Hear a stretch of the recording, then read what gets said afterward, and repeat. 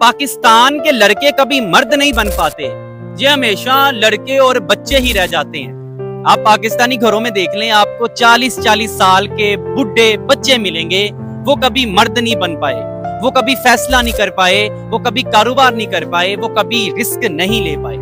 इसके पीछे भी ना उनका बचपन और उनके माँ बाप की गलतियां होती हैं, जो बच्चों को कभी मर्द नहीं बनने देती।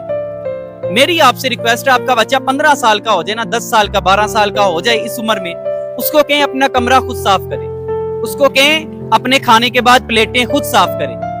अपने बच्चे को डांटें, अगर वो किसी से झगड़ा करके आता है तो उसको कहें से सॉरी, माफी मांग के आओ अगर तुम्हारी गलती है तो। अपने बच्चे को बताएं कि सबसे ज्यादा मैं तुमसे नाराज तब होऊंगा जब तुमने नमाज नहीं पढ़ी।